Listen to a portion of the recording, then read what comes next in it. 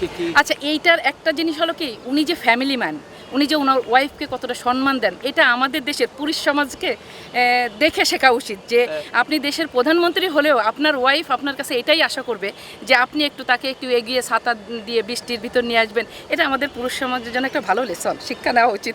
আসলে কি ভালো লাগে? হ্যাঁ, অনেক ভালো, অনেক ভালো লেগেছে, অনেক ভালো লেগেছে। এবং এইটা দেখার পরে আমার হাজব্যান্ড আমাকে ওই ছাতি দিয়ে সেম যে আমাদের দেশের মাননীয় প্রধানমন্ত্রী যখন ছাতা দিয়ে তার ওয়াইফে, আমি কেন পারবো না, আসো আসো তোমাকে আমি ছাতা ধরেই নিই। এটা অনেক ভালো লেগেছে। হ্যাঁ, এটা আমার হাজব্যান্ড আমার সঙ্গে করেছে, আমার এটা খুব ভালো লাগছে। জিনিস আপনি আমার মনে করিয়ে দিলেন যে ওই যে তার ওয়াইফ, হ্যাঁ, যে এক রাষ্ট্রপ্রধান তার ওয়াইফকে কি সময় দিচ্ছেন এবং কি মূল্যায়ন করছেন, এতে করে তো আপনার যে সারা বাংলাদেশের স্বামীদের ভিতরে একটা আতঙ্ক সৃষ্টি করে দিয়েছেন উনি। এটা কি আপনি উপলব্ধি করেছেন?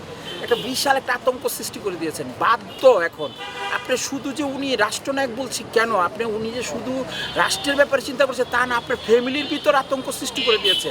আপনার ওয়াইফকে এখন আপনি ধরে নিয়ে ঘুরতে যেতে হবে, আপনার ওয়াইফকে নিয়ে আপনার সময় দিতে হবে, আপনার ওয়াইফকে আপনার কী বলে এটারে তার সেও যে একটা আপনার সংসারের অর্ধাঙ্গিনী, হ্যাঁ, সেটার একটা মূল্যায়ন আপনি করতে হবে। এটা রাষ্ট্রীয়ভাবে এটার একটা পৃষ্ঠপোষকতা উনি ওনার কর্মের মাধ্যমে দিয়েছেন। উনি বলেন নাই কি ওরে তোমার ওয়াইফরে তুমি গিয়া করো, প্রাধান্য দাও, তোমার ওয়াইফরে সময় দাও, তোমার কাজের ফাঁকে বউরে একটু মার্কেটে নিয়ে যাও, ঘুরতে নিয়ে যাও, একটা সিনেমা দেখতে নিয়ে যাও, এটা কিন্তু বলে নাই উনি।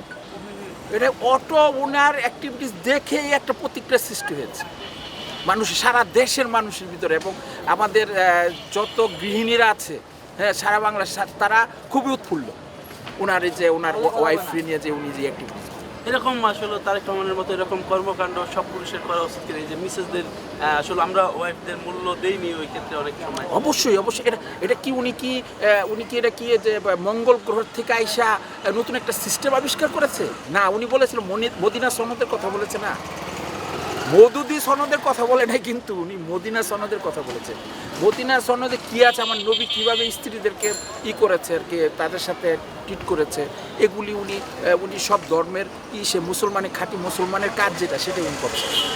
আমাদের মাননীয় প্রধানমন্ত্রী তারেক রহমান, উনি ক্ষমতা নেওয়ার পর থেকে উনি সব সেক্টরে যেভাবে মব সৃষ্টিকারী এবং বিভিন্ন অরাজকতার সৃষ্টি হয়েছিল, উনি চেষ্টা করতেছে প্রতিটা সেক্টরে কীভাবে সমানতা ফিরে আসে। এবং সে সামনে বাজেট আছে, দ্রব্যমূল্য নিয়ন্ত্রণের একটা ব্যাপার আছে, তারপরে কুরবানি ঈদে সারা রাজধানী নিজে গাড়ি নিয়ে বের হয়ে এবং দেখছে কোথায় কোথায় বর্জ্য আবর্জনা পড়ে আছে, এটা দেখছে।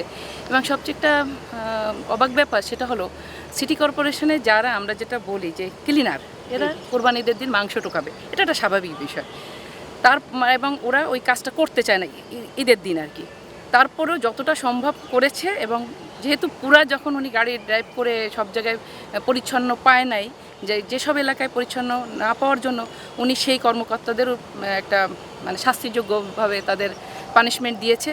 এবং তারপর থেকে পুরো আমরা এইবার ঢাকার কোথাও কোনো দুর্গন্ধ বা সেইভাবে আমাদের আবর্জনা চোখে পড়ে নাই। এখন পর্যন্ত উনি সফলভাবে দেশ পরিচালনা করতেছে।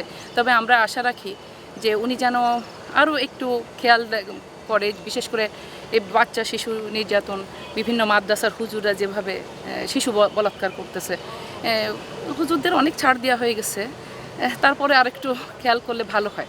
তাতে হয় যে এটা বিশেষ করে যে শুধু যে মেয়েদের হচ্ছে সেটাও না, শিশুদের উপর অত্যাচারের সংখ্যা অনেক বেড়ে গেছে প্রতিটা মাদ্রাসায় যেসব শিশুদের ইদানিং। এখন এখানে আমি আরেকটা বলতে পারি, বিগত সরকারের সময় হয়তো কেউ এইগুলো ওইভাবে মিডিয়া কাভারেজ বা দিতে পারে না, কিন্তু বর্তমান সরকারের সময় যেখানে যাই হচ্ছে না কেন আমরা মিডিয়াতে দেখতে পাচ্ছি বা আমরা ইউটিউবের মাধ্যমে দেখতে পাচ্ছি। এবং যখন যেখানে হচ্ছে এই ধরনের, তাৎক্ষণিকভাবে পুলিশ এবং সরকার নিজেই চেষ্টা করতেছে এইগুলোর প্রতিরোধ করা এবং আইনের আওতায় আনার জন্য। আর ধরেন স্বল্প দিন হয়েছে, আমরা তাকে আরও সময় দিব, আস্তে আস্তে উনি নিয়ন্ত্রণ করতে পারবেন, আমি আশাবাদী। যে ঈদের দিন আসলে ফ্যামিলি নিয়ে তিনি সময় কাটানোর কথা ছিল, বা আমরা সবাই কিন্তু এটাই করে থাকি যে ফ্যামিলি নিয়ে ঈদের সময় ঈদ উদযাপন করি। কিন্তু তিনি আসলে ঈদ উদযাপন না করেও দেখা যাচ্ছে যে তিনি রাষ্ট্রের কাজে নিজে গাড়ি চালিয়ে পুরো ঢাকা শহর ঘুরেছে, আসলে এটা কি আসলে আমি যেটা বলবো, উনি দীর্ঘ 17 বছর কিন্তু লন্ডনে ছিলেন এবং আরামায়েশী জীবনযাপন করতে পারতেন। বর্তমানে আমি তো তাদেরকে দেখতেই পাচ্ছি না যে তার মেয়ে বা ওয়াইফকে সাথে নিয়ে যে সে যে একটা সুন্দর কোয়ালিটি টাইম পার করতেছেন, যেটা জনগণের জন্য দিন রাত খেটে চলেছেন। যেমন ওনার বাবা শহীদ জিয়া এবং স্বাধীনতার ঘোষক জিয়াউর রহমান যেভাবে করতেন, উনি একই পথে একই রকমভাবেই দেশ চালানোর চেষ্টা করতেছে। এবং ওনার মা আপসীন নেত্রী মরহুমা খালেদা জিয়া, উনিও যেভাবে দেশ পরিচালনা করেছেন, আমার মনে হয় তারেক রহমান সফলতার সাথে 100% সফল হয়ে দেশ পরিচালনা করতে পারবেন, আমরা আশাবাদী। এবং জনগণ আমরা সবসময় তার পাশে থাকবো। আমি আরেকটু বিষয়ে যাবো, আসলে এটা তার ব্যক্তিগত প্রশ্ন বা ব্যক্তিগত বিষয়। তিনি আসলে আমরা দেখেছি যে কিছু কিছু ভিডিওতে বৃষ্টি পড়তেছে, তিনি তার স্ত্রীর মাথায় ছাতা ধরে রয়েছে, আসলে এরকমটাই সে কি? আচ্ছা, এইটার একটা জিনিস হলো কি, উনি যে ফ্যামিলি ম্যান, উনি যে ওনার ওয়াইফকে কতটা সম্মান দেন, এটা আমাদের দেশের পুরুষ সমাজকে দেখে শেখা উচিত। যে আপনি দেশের প্রধানমন্ত্রী হলেও আপনার ওয়াইফ আপনার কাছে এটাই আশা করবে যে আপনি তাকে একটু এগিয়ে ছাতা দিয়ে বৃষ্টির ভিতর নিয়ে আসবেন। এটা আমাদের পুরুষ সমাজের জন্য একটা ভালো লেসন, শিক্ষা নেওয়া উচিত। আসলে কি ভালো লাগে? হ্যাঁ, অনেক ভালো, অনেক ভালো লেগেছে, অনেক ভালো লেগেছে। এবং এইটা দেখার পরে আমার হাজব্যান্ড আমাকে ওই ছাতি দিয়ে সেম, যে আমাদের দেশের মাননীয় প্রধানমন্ত্রী যখন ছাতা দিয়ে তার ওয়াইফরে, আমি কেন পারবো না, আসো আসো তোমাকে আমি ছাতা ধরেই নিই, এটা অনেক ভালো লেগেছে। হ্যাঁ, এটা আমার হাজব্যান্ড আমার সঙ্গে করেছে, আমার এটা খুব ভালো লাগছে। এরকম সবার করা উচিত কিনা? হ্যাঁ, অবশ্যই। মানে প্রতিটা পুরুষ যদি এভাবে করে, তাহলে দেশে ধরেন এই যে নারীদের উপরে যে তাচ্ছিল্যতা, তারপরে প্রতিহিংসতা, অনেক কিছু কমে যাবে। প্রত্যেকে পুরুষদের কাছে কি চাই? একটু রেসপেক্ট, একটু সম্মান, একটু ভালোবাসা, না? চালাতে পারছে না, আপনি বুঝলেন কি করে? 3 মাসের ভিতর সে যে কাজগুলো করেছে, ফ্যামিলি কার্ড, তারপরে আপনার কৃষি কার্ড, কৃষকের ঋণ মৌকুফ থেকে শুরু করে যতগুলো কাজ করেছে, দ্রব্যমূল্য নিয়ন্ত্রণ করেছে। তাই এইটা তো আমরা দেখতেই পারতেছি। এখানে তো মানে পেঁয়াজের দাম 300 টাকাও হয় নাই, গরুর মাংস বৃদ্ধি পায় নাই। সুতরাং আমি দেখে বুঝতেই পারতেছি যে উনি সফলভাবে দেশ চালাচ্ছেন।